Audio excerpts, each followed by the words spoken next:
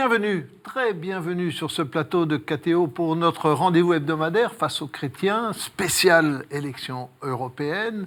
Alors nous allons accueillir aujourd'hui deux invités. Le premier, ce sera Florian Philippot, tête de liste des Patriotes, Ensemble Patriotes et Gilets jaunes, c'est l'intitulé de la liste. Et ensuite, dans une seconde partie, nous aurons une personne que vous avez relativement peu entendu parler, dont vous avez peu entendu parler. Il s'agit de la présidente du parti animaliste qui profite de cette élection, de ces élections européennes pour faire parler de la cause animale. Mais commençons avec Florian Philippot. Bonjour Florian Philippot. Alors vous allez être interrogé par trois journalistes de La Croix, de Radio Notre-Dame et puis de RCF. D'abord Alain Baron de Radio Notre-Dame. Alors vous, on vous connaît. Vous êtes souvent venu, et avec beaucoup de plaisir, nous vous accueillons sur ce plateau de KTO pour défendre à l'époque les combats de Marine Le Pen. Vous étiez membre du Front National depuis 2012. L'année suivante, vous en étiez déjà le vice-président. Vous étiez le numéro 2 du Front National et vous avez été très influent dans ce parti. C'est vous qui avez largement contribué à dédiaboliser le parti de la famille Le Pen. Vous conduisiez la liste aux élections européennes la fois précédente. Vous aviez obtenu en gros 25% des voix et 24 élus, ce qui était un record. Mais peut-être étiez-vous devenu un peu trop influent dans ce parti parce qu'on a vu monter quand même quelques concurrences, je dirais pas jalousie, mais en tout cas des opinions divergentes, notamment avec Marion Maréchal-Le Pen, et vous disiez vous-même que vous n'aviez aucun point d'accord avec elle. Bon, du coup, vous vous êtes un peu éloigné du parti, du Front National. Vous avez créé votre propre formation, les Patriotes. Allez, disons, avec un succès assez mitigé, parce que c'est pas facile de créer un parti. On se souvient que Bruno Maigret avait essayé, et a échoué, de créer un parti à côté de celui de M. Le Pen. Et vous, vous avez, semble-t-il, également du mal, puisqu'aux élections locales, ça n'a pas bien fonctionné pour vous. Mais vous vous relancez dans cette élection européenne, vous avez constitué une liste, vous venez d'avoir le soutien d'une personnalité un peu connue, Jean-François Barnaba des Gilets jaunes. Alors vous allez nous dire pourquoi vous vous présentez et vous allez être interrogé, comme je l'ai dit, d'abord par Alain Baron de Radio Notre-Dame. Mais j'ai tout de suite une question, car le cœur de votre message, c'est le Frexit, sortir la France de l'Union européenne. Mais dites-moi, quand on voit la tragicomédie que vivent les Anglais en ce moment, vous n'avez pas envie quand même de réfléchir un peu plus et puis de vous dire, ça ne va pas être simple de sortir la France de l'Union européenne. Je peux vous dire juste un mot pour rebondir sur votre introduction. Elle était longue et riche. Je vous réponds. On est là pour discuter, pour échanger. Alors, vous m'avez parlé d'un temps qui me paraît maintenant un peu ancien. J'ai pris mes distances, donc j'ai quitté le Front National et j'ai créé les Patriotes, dont on mesurera le succès, je l'espère, dans quelques semaines maintenant, le 26 mai, puisque vous faites allusion à des élections locales. En fait, c'était 2 élections partielles. Nous avions à l'époque 4 mois d'existence. Et d'ailleurs, notre résultat n'était pas ridicule, mais c'est vrai que nous étions absolument neufs à l'époque. Maintenant, nous avons 1 an et demi d'existence, on s'est structuré. Et je crois que nous sommes beaucoup mieux connus et identifiés par les Français. Moi, je suis resté fidèle, effectivement, à un engagement clair, souverainiste et social, qui a été abandonné totalement, peut-être qu'on y reviendra, par le Front National, puisqu'ils veulent maintenant rester dans l'Union européenne et qu'ils ont mis sous couvercle leur programme social. Et je suis très clair là-dessus, et ce qui me permet de répondre à votre question d'accroche.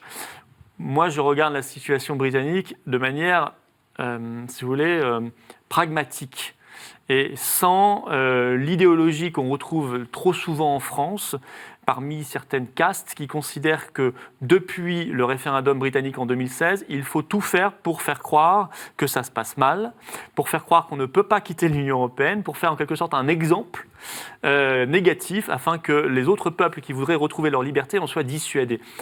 La réalité, moi je suis allé à Londres, nous sommes alliés avec Nigel Farage du Brexit Party, qui est en tête là-bas des intentions de vote et qui appelle à voter pour la liste des Patriotes aux élections européennes en France, et je l'en remercie. J'y suis allé et je n'ai pas vu du tout la situation ni tragicomique que vous décrivez, ni de chaos que certains décrivent. J'y ai vu un pays qui débat, c'est vrai, C'est vrai qu'il y a eu des démissions de ministres, c'est vrai qu'il y a des débats parlementaires, c'est vrai que parfois on s'y retrouve plus très bien, entre les votes, les revotes, etc. Mais j'ai envie de dire, ça fait partie d'une démocratie qui vit, ça. La situation compliquée, je la vois beaucoup en France.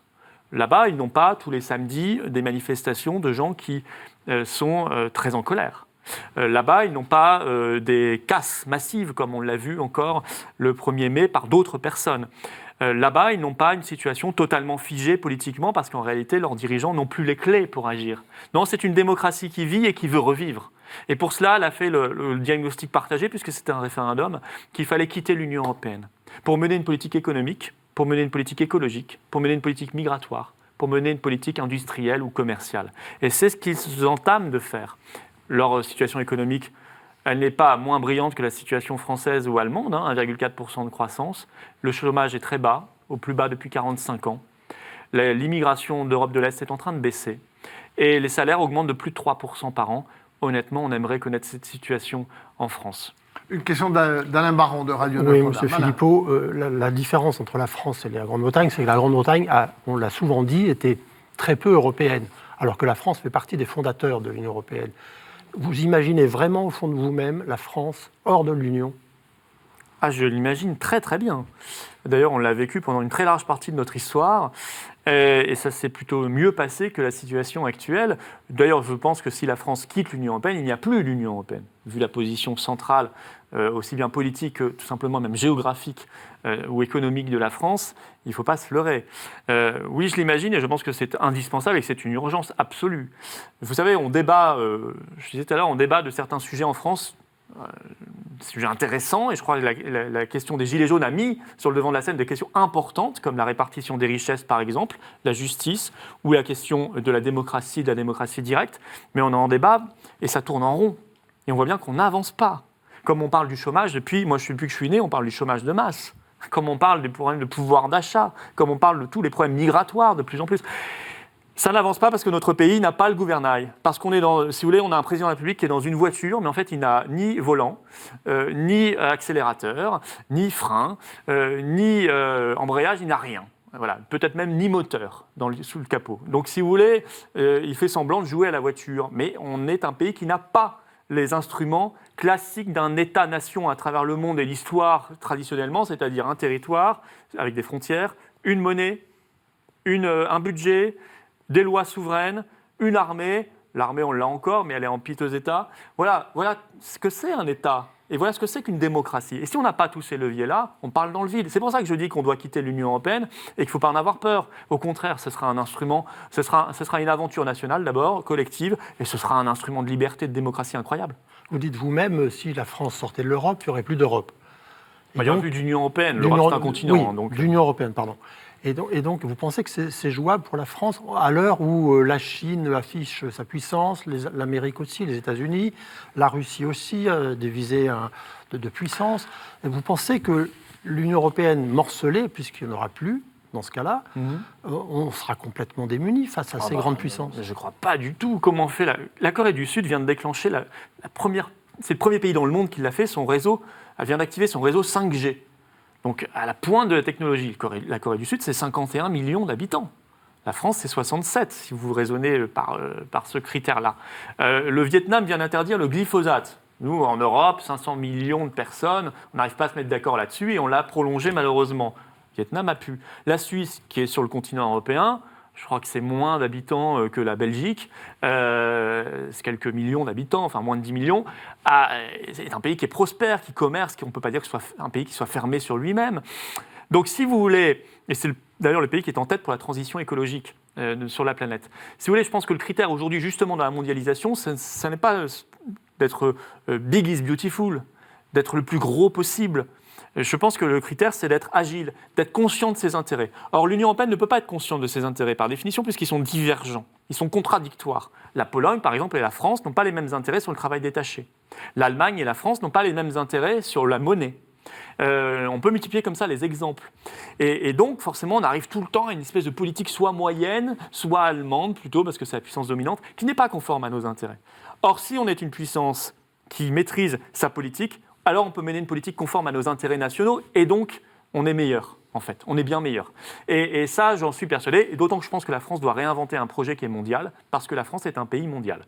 C'est un pays qui a des territoires d'outre-mer, qui a un espace maritime, qui a une langue, le français et donc la francophonie, et qui donc doit viser très large, beaucoup plus large qu'aujourd'hui dans le petit cadre étriqué de l'Union européenne.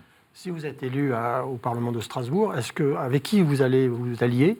Puisque c'est mieux de s'allier avec d'autres groupes. D'être dans un groupe, oui. Dans un groupe. Et pour quel projet? Le seul projet, ça sera sortir la France de l'Union. Moi, le message, on sera pragmatique, si vous voulez. On l'a été dans le mandat précédent. Mireille Dornano, qui siège avec moi, a pu faire, par un amendement, interdire l'épandage de pesticides près des écoles ou des EHPAD. Et tant mieux, on est pragmatique. Mais on essaiera de bloquer ce qui ne va pas. Mais globalement, le message politique principal et essentiel que je passerai, que nous passerons là-bas, ce sera de sortir la France de l'Union européenne. C'est le modèle de Nigel Farage, qui a fait ça pendant des années avant d'obtenir et de décrocher ce référendum dans son propre pays. Mais ce qu'il avait fait dans l'enceinte du Parlement européen avait eu beaucoup de poids sur l'avancée des débats dans son pays. Je voudrais vous poser une question avant que Romain Masneau vienne nous rejoindre.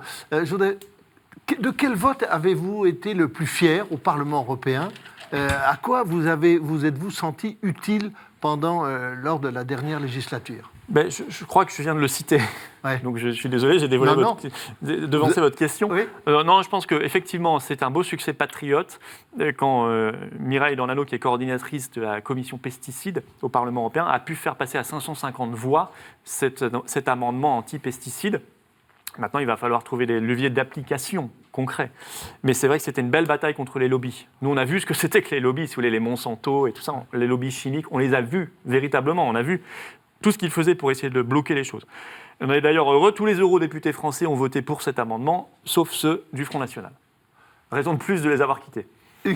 Une question de Romain Masneau de RCF. Romain. Vous avez dit récemment vouloir faire liste commune avec François Asselineau de l'UPR qui défend le Frexit comme vous. Est-ce que c'est encore possible? Ah non, ça n'est plus possible. Nous avons déposé chacun nos listes au ministère de l'Intérieur, donc il n'y aura pas de liste commune. Vous le regrettez? Je regrette pour la cause. Moi, j'étais prêt à beaucoup de choses. J'ai fait une proposition, je pense, très acceptable, très convenable pour tout le monde, malgré nos divergences, parce qu'on n'est pas d'accord sur tout. Voilà, il a préféré, il n'a même pas daigné répondre, aux grandes dames de certains de ses militants et de ses cadres d'ailleurs, qui me l'ont dit, mais bon, c'est comme ça, et c'est pas très grave, on fera 100, voilà. Si vous voulez, j'avais accepté malgré des divergences. Si vous voulez, moi j'avais vu sa position à l'origine sur les gilets jaunes, très anti-gilets jaunes, puisqu'il avait écrit dans un communiqué que il mettait en garde, l'UPR mettait en garde contre un mouvement opaque, promu par les grands médias, etc. Et il avait expliqué qu'effectivement ce mouvement était donc bien parti pour rejoindre tous les mouvements ultra-médiatisés, inoffensifs et sans lendemain. Bon, il avait publié ça, 2 communiqués le 17 novembre, et les jours suivants, ça ne prouvait pas un grand sens politique. Hein, il a essayé de rétro-pédaler ensuite de manière un peu opportuniste. Moi, j'ai soutenu dès le départ ce mouvement parce que je m'y retrouvais très bien. Mais vous voyez, malgré ces divergences, on en a d'autres sur l'immigration ou sur le SMIC, j'étais prêt à cela pour la cause. Et bien, tant pis, il n'a pas voulu, c'est son problème. Justement, vous avez fait alliance avec un mouvement de gilets jaunes. Quelle est la revendication qu'il porte que vous avez envie de défendre dans cette campagne ? Oui, on a fait alliance effectivement avec le mouvement Jaune et Citoyen, porté par Jean-François Barnabas. Plusieurs personnes sont donc venues sur la liste, dont Jean-Luc Touly, par exemple, qui était conseiller régional vert en Ile-de-France de 2010 à 2015, qui se bat, lui, sur la question de la gestion de l'eau, les grands scandales de l'accaparement de l'eau par des puissances privées. Et c'est vrai qu'ils ont apporté des idées nouvelles dans la campagne, par exemple la suppression sur les taxes sur l'essence, si vous voulez, de l'essence à la pompe, la suppression de la TVA. Il n'y a pas que ce qu'on appelait la taxe sur l'essence, TICPE, qui avait un ancien nom auparavant. Il y a également une part de TVA, et c'est vrai que si on supprimait cette part de TVA, ça permettrait de soulager tout de suite le budget des ménages et des travailleurs français qui doivent utiliser leur voiture. Et je rappelle d'ailleurs que le prix à la pompe, que ce soit l'essence ou le diesel, a atteint des sommets supérieurs à ce qu'on connaissait au début de la crise des Gilets jaunes le 17 novembre. Donc ça n'est pas du tout réglé. Voilà. Et puis on a une analyse commune partagée sur le pouvoir d'achat, sur l'Europe, évidemment, ou sur la question de la démocratie. Alors vous vous définissez comme social-souverainiste. Ça veut dire quoi précisément ? C'est une manière d'assumer clairement que vous êtes un étatiste, que vous Vous êtes contre le libéralisme. C'est une manière aussi de renouer avec votre passé chevènementiste. Mais moi, je suis pragmatique. Je suis dans une tradition française qu'on a pu appeler le colbertisme, qu'on pourrait appeler aujourd'hui le colvertisme, si on voulait lui donner une coloration plus écolo, parce que je pense qu'il est bien de se mettre, et plus que temps d'ailleurs, de se mettre à l'heure de la transition énergétique et écologique, mais c'est-à-dire une tradition française dans laquelle, qui a plutôt été efficace, il y a l'initiative privée, il faut aider les petites entreprises, il faut aider les artisans, il faut aider les PME, c'est elles qui créent l'emploi, c'est elles qui se développent, c'est elles qui peuvent demain devenir des champions nationaux et mondiaux, on le sait, et elles ne sont pas suffisamment soutenues, et parfois on leur met même des bâtons dans les roues, mais en même temps, il faut qu'il y ait une puissance publique, il faut qu'il y ait un État, effectivement, qui impulse une stratégie industrielle, qui protège, qui n'hésite pas à faire, quand c'est nécessaire, du protectionnisme face à la concurrence déloyale étrangère, et qui puisse mener de front avec la recherche privée, avec la recherche publique, des grands projets pour le pays, des grands projets d'innovation, qui développent des infrastructures modernes de services publics. Voilà, c'est ça, je pense, la tradition française. Je crois que c'est une tradition très adaptée, en fait, si on la modernise, si on la revoit au XXIe siècle, très adaptée aux enjeux de la mondialisation. Vous parliez de protectionnisme. Votre modèle en matière commerciale, c'est Donald Trump Je fais des choses bien là-dessus, oui. Je ne suis pas un modèle, parce que j'ai pas. C'est difficile d'avoir un modèle. Les résultats par rapport à la Chine, ça reste encore... Il est offensif, il est énergique, il est dynamique. Il sait protéger les intérêts industriels américains quand c'est nécessaire. Il sait faire le bras de fer avec la Chine et d'autres pays. Il a bien raison. Et comment on fait nous, on est un peu les dindons de la farce dans cette histoire, puisqu'on est la seule zone. Vous savez que le commerce est une compétence européenne. Les accords commerciaux ne sont pas négociés par M. Macron. Je pense qu'il est vaguement tenu au courant, d'ailleurs, vraiment. Je ne dis pas ça en plaisantant. Je pense que le gouvernement français ne connaît pas en temps réel l'avancée des négociations commerciales que réalise la Commission européenne. En tout cas, les eurodéputés en sont complètement écartés. Eh bien, cette compétence commerciale européenne se traduit par un libre-échange total, l'ouverture totale des frontières, on refuse de se protéger. C'est idiot. C'est idiot. Parce que ça ne veut pas dire qu'on se ferme, on ne devient pas la Corée du Nord si on a du protectionnisme. Ça veut dire qu'on est intelligent et qu'on sait faire le bras de fer quand c'est nécessaire. Et dernière question sur l'immigration. Quelle doit être la politique européenne en la matière? J'imagine que vous êtes contre les quotas sur l'immigration. Moi, je pense qu'il y a trop d'immigration dans notre pays et qu'il faut la réguler fortement. Et que comment on régule l'immigration? On la régule d'abord par l'existence de frontières nationales. Je ne crois pas du tout à cette histoire de Frontex et des frontières européennes. Et en retrouvant, comme dans toute politique, la souveraineté migratoire, puisque là aussi, notre souveraineté est attaquée. Une directive, par exemple, européenne de 2003, oblige au regroupement familial et oblige à ce qu'on ne puisse pas l'amender ou le modifier ou l'amoindrir ou le supprimer le cas échéant. Et ça, c'est un véritable problème. Donc là aussi, vous savez, quand Nicolas Sarkozy, qui est probablement le président qui s'était montré le plus volontariste sur l'immigration ces 10 dernières ou 15 dernières années, quand il est arrivé au pouvoir, il a fait plus d'immigration que Lionel Jospin, malgré ses promesses de campagne et son discours très volontariste sur le sujet. En fait, il a buté sur le mur de l'Europe. Il a buté sur le mur de l'Europe. Des hauts fonctionnaires de son ministère de l'immigration à l'époque me l'ont dit. Ils ont essayé de faire le maximum, mais la législation européenne et de la Cour européenne des droits de l'homme, qui est une autre institution, a posé trop de contraintes pour qu'ils puissent agir efficacement. Merci Florian Philippot. On va passer avec, ce que vous appelez Laurent de Boissieu de la Croix. On va plus parler peut-être du contexte français.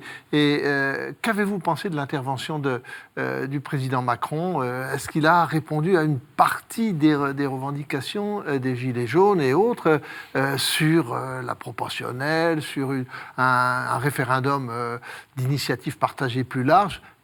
Qu'en avez-vous pensé? J'en ai pensé qu'il n'écoute pas ce qui se passe. Parce que vous savez que moi j'avais dit au mois de novembre, vous verrez qu'il annoncera une dose de proportionnelle, ce qui était déjà prévu, une petite dose, alors qu'il faudrait la proportionnelle intégrale avec une prime majoritaire. Moi, je pense qu'il faut dégager une majorité quand même à l'Assemblée nationale. Et il annoncera un référendum d'initiative partagée un peu allégé. C'est exactement ce qu'il a fait. Alors, j'ai une bonne perception de la psychologie macroniste, manifestement, parce que je n'avais pas de boule de cristal, mais j'ai bien senti l'entourloupe. C'était pas être très devin non plus que de deviner cela. Il s'agissait simplement de voir comment il fonctionne. C'est beaucoup de com', beaucoup d'entourloupes, comme sur les 100 € sur le SMIC qu'on n'a jamais vu en réalité. Et ce ne sont pas des réponses sérieuses à la crise. Il fallait mettre en place le référendum d'initiative citoyenne. Pas de verrou parlementaire. Non. 500 000 signatures au niveau national de personnes inscrites sur les listes électorales déclenchent un référendum. Point, barre. Et ça, il ne le fait pas. Il fallait avoir une vraie politique du salaire, une vraie politique des retraites, une vraie politique du service public, rétablir la justice fiscale. Et il ne le fait pas non plus. Donc il est à côté de la plaque. Une question de Laurent, plusieurs questions de Laurent de Boissieu de la Croix. Laurent. Le 1er mai, vous n'avez pas usé vos chaussures en manifestant, mais vous avez usé un costume en allant décrocher un drapeau européen que vous avez jeté au sol du haut d'un centre des impôts. Est-ce que vous comprenez que, quoi qu'on pense de l'Union européenne, certaines personnes peuvent être choquées par ce geste ? Ouais, ils ont voulu se montrer choqués. J'ai vu des députés macronistes En Marche jouer les vierges effarouchées hier soir sur Twitter.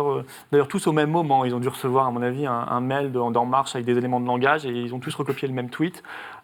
C'était pas très sincère. Alors, c'était une indignation calculée. Il n'y a rien de choquant. Il y a eu 0 dégradation publique. Hein. Je le rappelle, on n'a pas dévissé une vis. Hein. On a enlevé un drapeau. On a mis un drapeau français à la place qu'on leur a offert, d'ailleurs.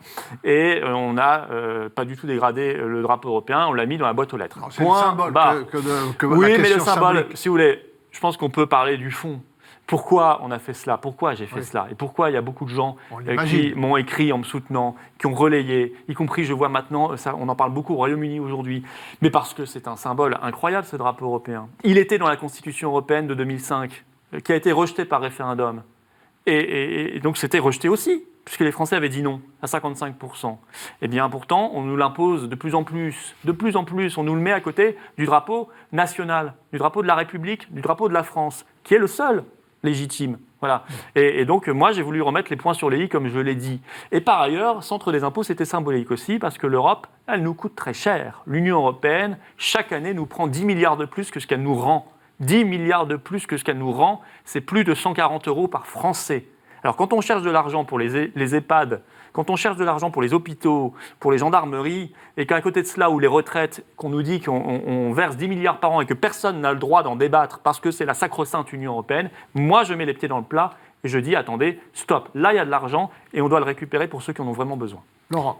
Vous avez bien expliqué ce qui vous démarque sur le fond de votre ancien parti, le Front National, sur la question européenne et sur la question sociale. Mais sur la question de l'immigration, est-ce que vous avez conservé les mêmes idées ? Est-ce que vous êtes toujours pour la préférence nationale ? Et est-ce que vous êtes toujours contre le fait que les migrants soient répartis dans les pays européens, c'est-à-dire ce ne soit pas seulement pour les pays limitrophes qui ont des frontières, donc chez qui les migrants arrivent, mais qu'ils soient répartis de façon équitable, solidaire entre pays européens ? Non, je pense qu'il faut, sur la répartition des migrants, non, je ne suis pas favorable à cette politique-là. Je pense que je suis favorable au maintien de l'asile, qui est un principe d'abord universel, humain, mais qui doit être vraiment l'asile. C'est le problème. L'asile, tout le monde l'accepterait. Vous savez, les gens, ils ont un cœur. Quand vous avez des gens qui sont vraiment persécutés pour leurs opinions politiques ou ce qu'ils sont, et qui se retrouvent dans un pays comme la France à demander est-ce qu'on les aide, leur demander refuge, on a un cœur, on peut les accueillir, on l'a fait beaucoup dans notre histoire. Et ça peut d'ailleurs donner ensuite d'excellents Français qui sont très amoureux de leur pays, qui s'intègrent magnifiquement et qui travaillent, et qui, voilà. On le sait. Mais là, l'asile a été dévoyé. Quand vous arrivez à des chiffres supérieurs à plus de 100 000 demandes par an, c'est qu'il y a un problème. C'est que vous êtes, en fait, l'asile est débordé par des filières économiques. Et donc ça n'est pas acceptable. Et l'Union européenne gère très mal cela. Voilà. Donc moi, je ne suis pas favorable à cette répartition des migrants par l'Union européenne. Sur la priorité nationale, je pense qu'il faut être très pragmatique. Une entreprise peut embaucher qui elle veut. En tout cas, pas clandestin, tant que l'étranger est en situation légale, qu'il est légalement sur le sol français. Si vraiment une inspection du travail voit que dans une entreprise, bizarrement, il y a 90% d'étrangers, il n'y a que 10% de Français, il faut qu'elle se pose des questions, qu'elle aille voir au cas par cas ce qui se passe et qu'on rétablisse les choses. Voilà, moi je suis pour ce genre de politique, mais qui d'ailleurs se posera beaucoup moins si en amont on tarie fortement les flux d'immigration. Je suis aussi favorable sur la politique d'immigration, parce que je ne l'ai pas développée, à une politique de co-développement. Une dernière question dans les pays d'origine, est-ce qu'on les aide à rester en famille, heureux dans leur pays? Est-ce qu'on développe l'accès à l'électricité, par exemple, en Afrique, qui est un combat de M. Borloo que je partage et que j'ai porté au Parlement européen? Une question personnelle. Si vous échouez à ces élections européennes, c'est-à-dire si vous n'êtes pas réélu, ou voire si votre liste est à moins de 3%, c'est-à-dire n'est pas remboursée, est-ce que vous continuez la politique? Mais d'ailleurs, la politique, on ne la fait pas que dans les mandats. Et je suis toujours conseiller régional aussi du Grand Est, mais la politique, on ne la fait pas que dans les hémicycles. La politique, tout le monde en fait. Les Gilets jaunes, ils ont souvent dit on n'est pas politique. En fait, moi je leur dis, comme tu dis ça, non, je dis vous êtes très politique. Et vous avez raison. Mais politique avec un P majuscule. Vous êtes un animal politique comme l'être humain, c'est-à-dire quelqu'un qui s'intéresse à sa cité, voilà, aux affaires de la cité. Et est-ce que je continuerai? Je me place dans la perspective inverse. Je pense qu'on va faire plus de 5%. Je pense qu'on va y arriver, qu'on va le faire, peut-être même beaucoup plus que cela, parce que on est le plus jeune mouvement politique de France et qu'on incarne peut-être une lueur d'espoir dans cette campagne. Vous voyez, quand on s'est allié à la liste Gilets jaunes, ça a été peut-être le seul événement positif de cette campagne Aton. Et on a exprimé un message positif. Et je crois que ce message très clair sur la sortie de l'Union européenne, sur des mesures concrètes derrière pour améliorer la vie des gens, la vie concrète, quotidienne des gens, il sera entendu. Merci beaucoup, Florian Philippot, d'avoir participé à ce Face aux chrétiens spécial élection européenne. On marque une petite pause et on se retrouve dans un très court instant avec la présidente du parti animaliste qui aussi présente une liste à ces élections européennes. A tout de suite.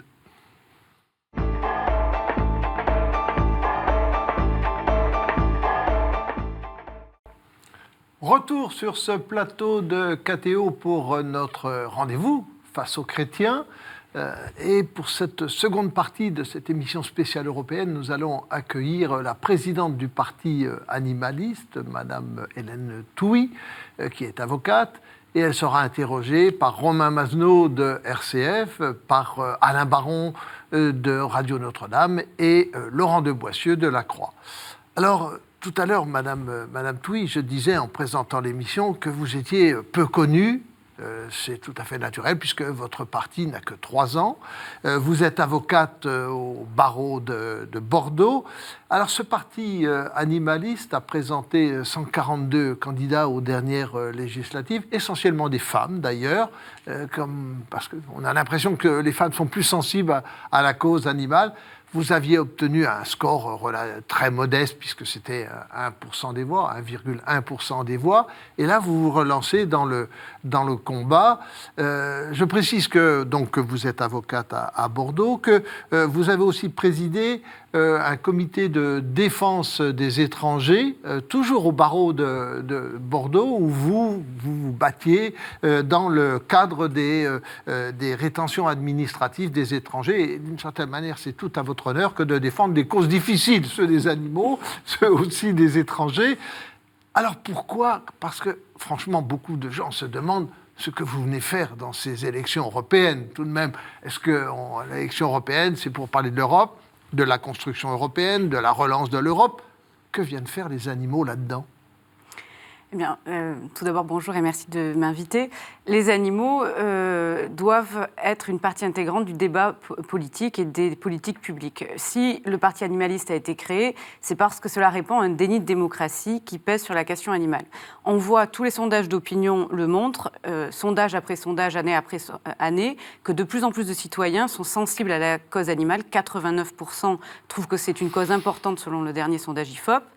Et parallèlement, lorsque l'on met en balance la prise en compte par les autres partis politiques, les décideurs politiques en place, rien, absolument aucune prise de conscience des enjeux de cette question animale. Et donc le parti animaliste, il s'est créé face à ce déni de démocratie, justement pour prendre en compte le souhait des citoyens que la question animale soit prise en compte et que le sort des animaux s'améliore, puisque ce qui se passe aujourd'hui pour les animaux est absolument scandaleux. Oui, mais Madame Touy, je comprends bien, 89% des Français veulent défendre la cause animale, mais 1% des Français votent pour un parti animaliste à des élections. Il n'y a pas une contradiction, il n'y a pas une difficulté là ? Alors, sur les 1%, il faut replacer ça dans son contexte. C'était 6 mois après la création du parti, avec des moyens extrêmement limités. Il faut savoir que l'ensemble des documents de propagande, circulaires, bulletins de vote et affiches sont à la charge des partis.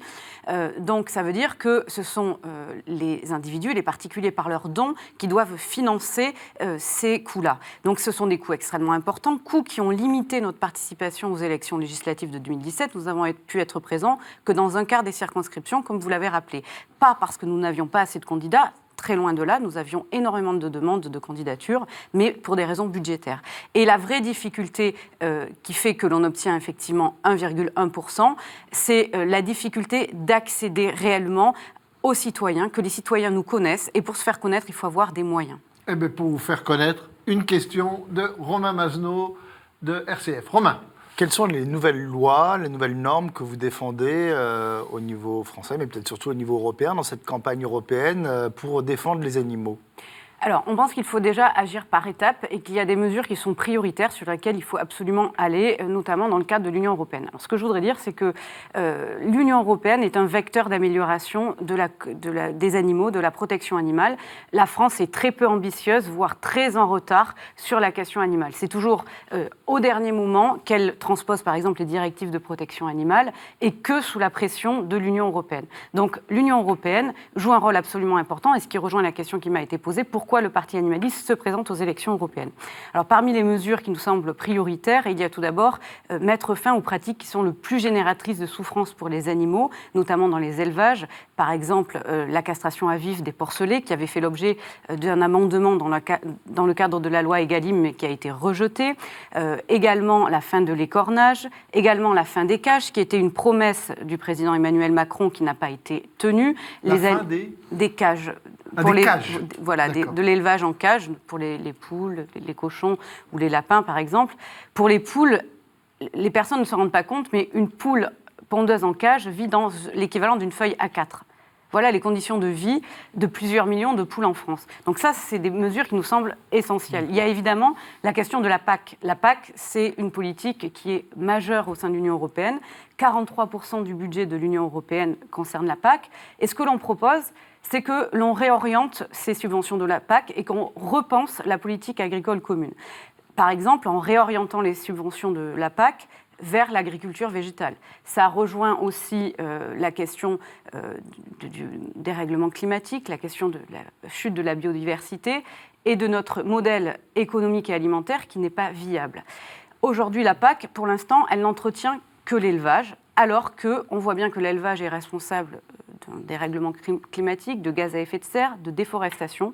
Et donc, nous, ce que l'on propose, c'est d'inciter, d'encourager à une transition vers un modèle alimentaire végétal. Je crois que vous défendez aussi un statut juridique de tous les animaux terrestres et aquatiques. Qu'est-ce qu'il y aurait dans ce statut ? Alors, c'est un modèle sur lequel il faut discuter, mais de toute façon, la première des choses, c'est de prendre en compte leur caractère d'être sensible. Parce que, pour l'instant, effectivement, on fait des déclarations d'intention, mais l'on refuse d'appliquer des normes qui soient propres à ce statut d'être sensible. C'est-à-dire que la première des choses, effectivement, le caractère d'être sensible, ça impliquerait de ne pas laisser enfermer une poule dans une page A4. D'accord. J'ai vu aussi qu'il y avait des mesures comme une couverture maladie obligatoire pour les animaux de compagnie ou alors un fonds de retraite pour les chevaux domestiques. Alors ça peut prêter à sourire, mais j'imagine que pour vous c'est très sérieux. Pourquoi ces préconisations ? Alors pourquoi ? Parce que par exemple dans le cas des chevaux, on sait que beaucoup de chevaux, lorsqu'ils ne sont plus rentables ou plus utiles, ils partent à l'abattoir. Et c'est là où on a une certaine schizophrénie par rapport à notre rapport aux animaux. On a une certaine affection, notamment pour le cheval, qui est l'un des animaux de compagnie pour lesquels les personnes ont le plus d'affection. Et pourtant, ces animaux se retrouvent, après les courses hippiques, dans le secteur de l'abattoir. Est-ce que la cause animale n'est pas déjà pas mal défendue par beaucoup d'écologistes ? Non. En tout cas, certainement pas suffisamment. Vous dites les partis écologistes aujourd'hui, mais des personnes qui défendent la cause de l'écologie et qui sont aussi défenseuses de la cause animale, non ? Alors, il y a eu beaucoup d'évolutions, on ne peut pas le nier, c'est sûr, mais il y a pas de réponse à la hauteur des enjeux. Le problème aussi, c'est que souvent les animaux sont vus en termes d'espèces et non en termes d'individus. Nous, ce que l'on cherche à exposer et à montrer, c'est que chaque animal est un individu qui souffre, un individu qui a des intérêts à vivre, à ne pas souffrir, et qu'il faut défendre ses intérêts, et pas seulement en termes comptables d'espèces. Vous êtes antispéciste, hein, on peut le dire. Alors, le parti animaliste, il s'adresse à toutes les personnes qui s'intéressent à la cause animale. Il y a des personnes antispécistes, il y a des personnes qui ne le sont pas, il y a des végétariens, des véganes, il y a des personnes qui sont en train de réduire leur consommation de produits animaux. C'est un parti qui s'adresse à toutes ces personnes. L'association L214 que vous défendez comme avocate, elle a révélé beaucoup de scandales, notamment dans les abattoirs, par des vidéos chocs, je pense à Moléon dans les Pyrénées-Atlantiques. Est-ce que le fait qu'il y ait eu des condamnations, ça montre quand même une évolution, une prise de conscience de cette question? Absolument. Il y a vraiment un changement d'un point de vue judiciaire, alors toujours insuffisant, parce qu'il y a quelques années, on déposait des plaintes et ces plaintes ne donnaient jamais lieu à des poursuites. Et puis, on a vu avec les vidéos, effectivement, de L214 qu'il y a eu un changement. Des enquêtes étaient tout de suite ouvertes dès la révélation des vidéos et des enquêtes très sérieuses ont été menées. Notamment, vous avez parlé de Mauléon, c'est un dossier qui a été mené avec beaucoup de sérieux par les services d'enquête et les services du parquet et qui a donné lieu à une audience devant le tribunal correctionnel de Pau sur 2 jours. Et ça, c'est assez historique d'avoir 2 jours un tribunal qui est consacré à parler de ce que subissent les animaux et donc à essayer de poursuivre les personnes qui sont l'auteur de ces infractions contre les animaux. Est-ce que tous les moyens sont bons pour défendre la cause animale? Je pense aux véganes qui mènent des opérations de casse contre les boucheries, par exemple. Vous soutenez ces opérations? Alors, la question, c'est surtout de se demander quelle est l'instrumentalisation qui est faite de ces épiphénomènes qui concernent que quelques militants et qui ne concernent certainement pas la cause animale. On sait bien que tout le jeu des tenants de l'exploitation animale, et notamment les syndicats de bouchers qui ont récupéré ce type d'action, servent à essayer de contrer tous les mouvements de défense des animaux. Évidemment que l'on prône aucune action violente et que l'on souhaite, si l'on est un parti politique, on s'inscrit dans un débat démocratique. Donc, mais par contre, vraiment, la question, c'est de ne pas instrumentaliser ces faits pour essayer d'avorter le débat. Vous êtes contre la consommation de viande? Alors, moi j'interviens, je suis la représentante du Parti animaliste. Le Parti animaliste, il est pour proposer un autre modèle alimentaire qui aille vers moins de consommation de produits d'origine animale. Merci. Nous allons passer à une autre série de questions avec Alain Baron de Radio Notre-Dame. Une question tout de même en attendant. Quel est le parti européen qui défend, est-ce qu'il y a un pays européen qui défend la cause animale et dont on pourrait s'inspirer? Alors, il y a le parti, par exemple, les Pays-Bas qui ont... voilà. Alors, les Pays-Bas, c'est un pays... Qu'est-ce qu'ils font? Alors, déjà, il y a les Pays-Bas et la Belgique. Mais d'abord, quelques mots sur les Pays-Bas. Les Pays-Bas, c'est le pays où il y a eu le premier parti animaliste, donc le parti For the Dieren, qui défend les animaux. Et depuis leur présence dans les institutions, ils arrivent à intégrer la question animale et à faire avancer la question animale. Qu'est-ce qu'ils ont fait concrètement avancer? Alors, sur la prise en compte, par exemple, des transports, ils travaillent beaucoup sur la question des transports, la limitation des temps de transport. La députée européenne Anja Hazekamp a déposé un rapport en février dernier qui a été étudié par le Parlement européen le 14 février dernier et a activement travaillé à cela. Mais la Belgique est aussi un État qui me paraît important parce que eux, ils ont, alors pas un ministère, mais l'équivalent d'un secrétariat d'État à la condition animale. Pardon de vous interpeller, mais quand vous dites qu'ils ont fait quelque chose pour les transports, qu'est-ce qu'ils ont fait pour les animaux dans les transports? Alors, concrètement. Alors concrètement, là c'est Anja, parce que là on est dans le cadre des élections européennes, Anja Hazekamp, la députée européenne, a travaillé à faire un rapport qui malheureusement à ce jour n'a pas donné lieu. Elle avait notamment demandé dans le cadre de ce rapport avec son collègue Stefan Eck, qui est député allemand, elle avait demandé la limitation des temps de transport et également l'interdiction vers les pays tiers. Pour l'instant, ça n'a pas abouti, mais ça a permis de rassembler un nombre plus important de députés à cette cause-là. Et ça s'inscrit dans un cheminement. Plus il y a de députés qui commencent à être convaincus par ces questions, plus il y a de chances que ça aboutisse. Alain Baron de Radio Notre-Dame, une question. Oui, madame. Vous sembliez mettre tout à l'heure les animaux sur le même plan que l'humain. Je voudrais être sûr de bien comprendre, parce qu'au niveau philosophique, est-ce que ce n'est pas choquant, cette mise à niveau, au même niveau ? Alors, ça dépend ce que l'on entend par mise à niveau. Ce que je dis, c'est qu'il faut prendre en compte les intérêts des animaux. Les animaux souffrent, ce sont des êtres sensibles. Et donc, de ce point de vue-là, tout comme les humains, il faut prendre en compte leur souffrance. Parce que tout le monde est d'accord avec vous quand on entend ne pas faire souffrir les animaux.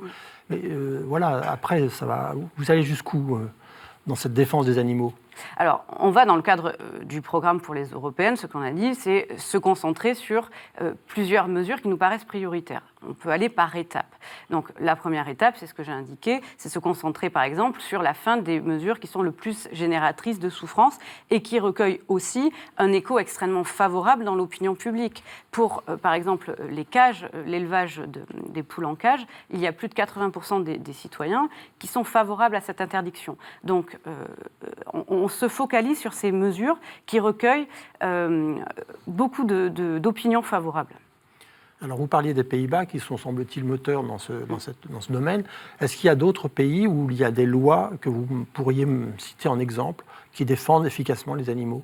Alors oui, bien sûr, la question de l'interdiction des cirques, des animaux sauvages dans les cirques, ça c'est aussi une problématique que l'on met sur la table et pour laquelle on se bat, parce qu'effectivement les animaux sauvages n'ont rien à faire dans les cirques. Il y a la Belgique donc, qui s'est engagée dans cette voie-là. Le Royaume-Uni semble également être sur cette voie-là. Sur la Belgique, je reviens sur la Belgique parce que ça me semble un élément extrêmement important, le fait qu'il y ait un secrétariat d'État qui soit spécialisé sur la question animale. Nous, en France, la difficulté, c'est que la question du bien-être animal, la question de la protection des animaux, elle est réglée par le ministère de l'Agriculture. Et en fait, on a un véritable conflit d'intérêts parce que le ministère de l'Agriculture est à la fois chargé de défendre les intérêts de ceux qui sont le plus amenés à porter atteinte à l'intérêt de ces animaux et à leur générer des souffrances, et à la fois à protéger ces animaux. Et on voit bien que ce qu'il en ressort, c'est évidemment pas favorable et que ça se fait toujours au détriment des animaux. Donc ça, c'est vraiment une voie à suivre. Et dans le cadre du programme pour les législatives, nous avions soutenu le fait qu'il y ait un ministère de la condition animale. La corrida, la chasse, vous êtes contre, j'imagine. Absolument, oui. Pourtant, les chasseurs se disent, parfois, et souvent de bonne foi, qu'ils sont des protecteurs des animaux et que leur action est nécessaire pour réguler les espèces. Oui, ça c'est leur parole, évidemment. Oui, dans les faits, on est très loin de la réalité. Par exemple, la chasse à courre, on ne voit pas bien en quoi ça protège la nature.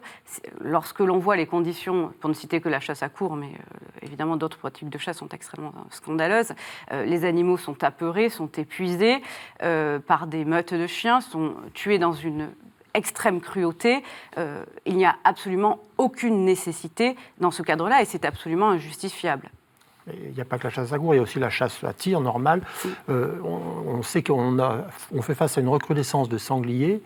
Est-ce que ce n'est pas nécessaire quand même d'avoir cette régulation par les chasseurs ? Alors non, parce que d'abord il faut s'interroger sur les raisons de cette prolifération, comme vous dites, de sangliers par exemple.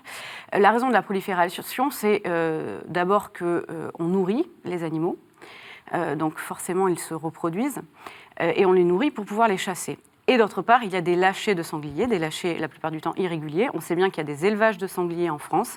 Il y a une véritable omerta et une opacité sur ces élevages, mais on sait très bien que très régulièrement, il y a des lâchers. Pour en discuter avec nombre notamment d'agriculteurs, mais également d'associations qui essayent justement de trouver une solution pour éviter d'arriver à ce dernier recours que nous présentent souvent les préfectures comme les battues. La problématique de la prolifération des sangliers, il faut d'abord s'intéresser au pourquoi avant de vouloir tuer les animaux. Si vous êtes élu, vous allez vous allier avec d'autres représentants des partis animalistes européens ? Bien sûr. Pour les élections européennes, nous sommes 11 partis animalistes européens et effectivement, si nous sommes élus, nous travaillerons tous ensemble, tous les partis animalistes qui seront au Parlement, pour défendre ensemble les animaux. Merci. On va passer maintenant au dernier journaliste qui est Laurent de Boissieu de la Croix. Et en attendant, j'aurais une question à vous poser. Finalement, on vous sent très proche des écologistes et on se demande pourquoi vous n'avez pas essayé de faire cause commune. À la limite, ils ont un peu plus d'écho que le parti animaliste. Pourquoi ne pas se rapprocher des écolos ? Écoutez, lorsque l'on a décidé de créer le parti animaliste, on a évidemment regardé qu'est-ce qui se passait dans les autres partis politiques et qu'est-ce qui était possible.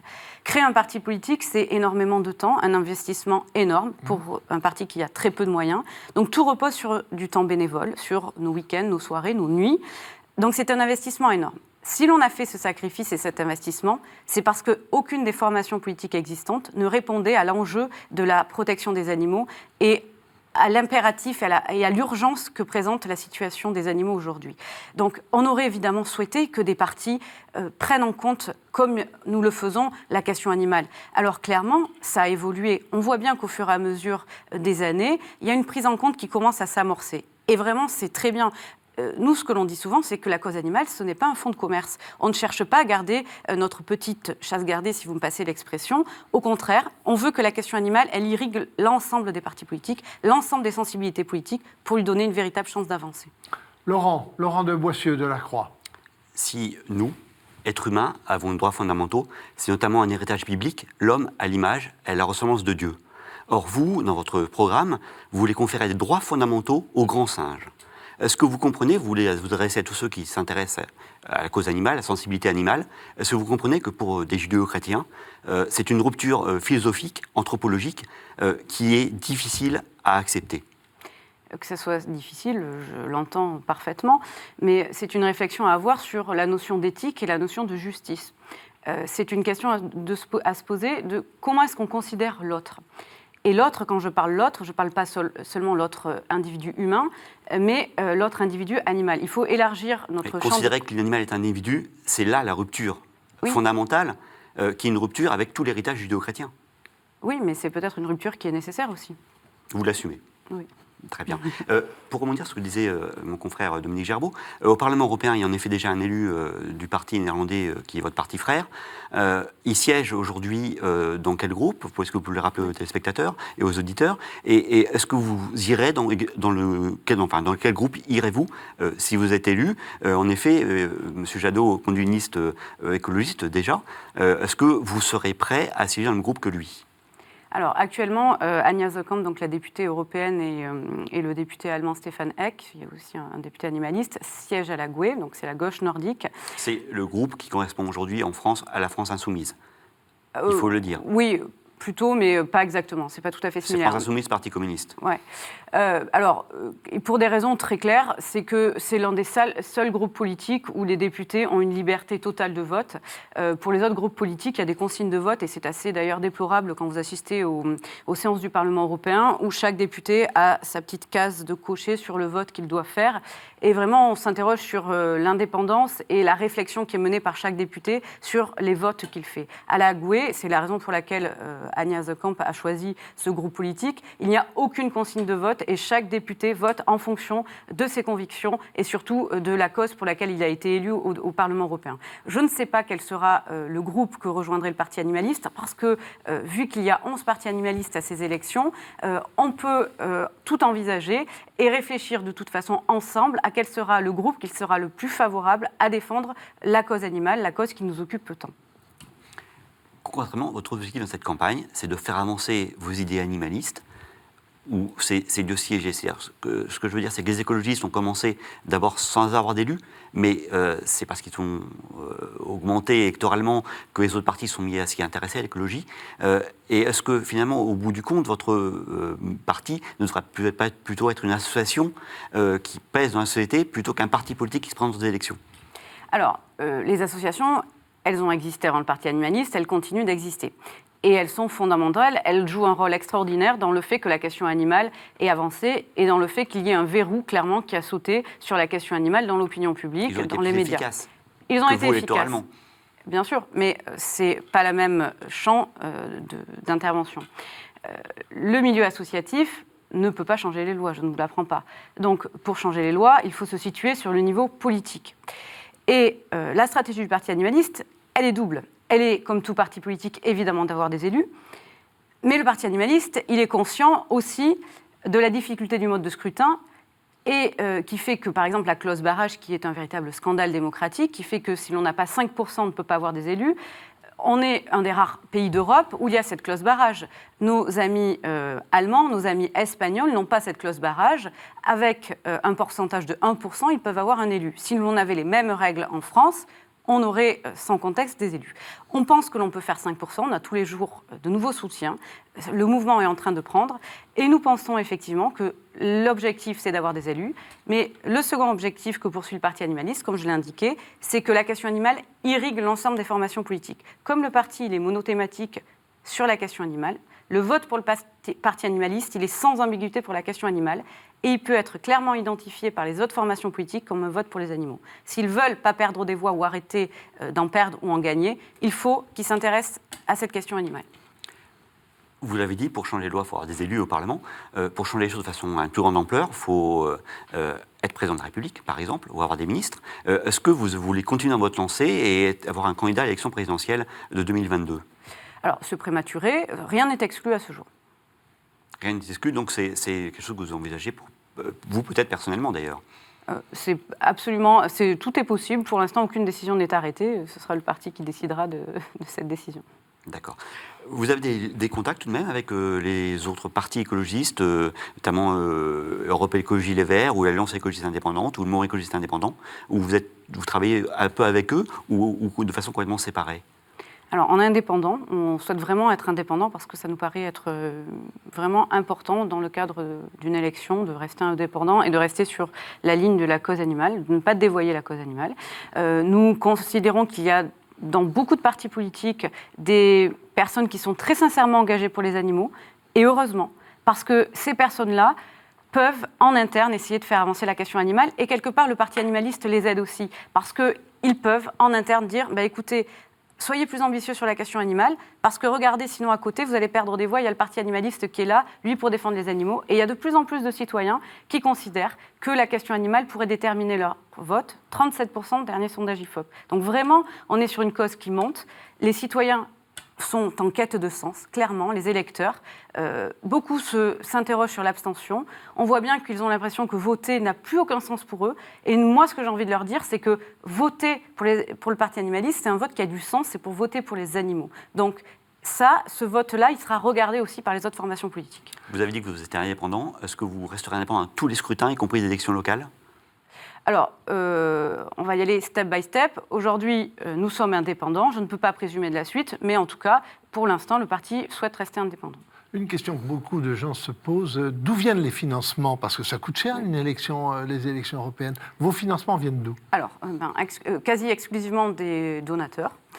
Et aussi, nous avons, grâce aux législatives, obtenu le financement public, alors, qui est le plus petit montant. Et nous avons 67 000 € par an pendant 5 ans, parce que nous avons fait plus de 1% dans 50 circonscriptions. Ce qui est, pour un très jeune parti qui n'avait même pas 6 mois d'existence, avec de tout petits moyens, plutôt une réussite, parce qu'il n'y a que 13 partis politiques qui ont réussi à accéder au financement public. Et ce qui est important aussi de dire, c'est qu'on a une pénalité d'1 tiers parce que l'on a présenté trop de femmes. Ah oui. Voilà. Voilà, l'équilibre homme-femme n'est pas facile dans tous les sens du terme. Tout à fait. Merci beaucoup, Hélène Touy, vous. de votre message et de votre participation à notre émission Face aux chrétiennes. C'est la fin de cette émission pour cette semaine. On se retrouve bien évidemment la semaine prochaine. Notre invité sera Raphaël Glucksmann, cofondateur du mouvement ou du parti politique Place Publique, qui mène une liste en accord, en fusion avec le Parti socialiste. Donc on vous retrouve la semaine prochaine. Bien évidemment, vous pouvez retrouver cette émission sur tous les sites de La Croix, de Radio Notre-Dame, de RCF. À la semaine prochaine.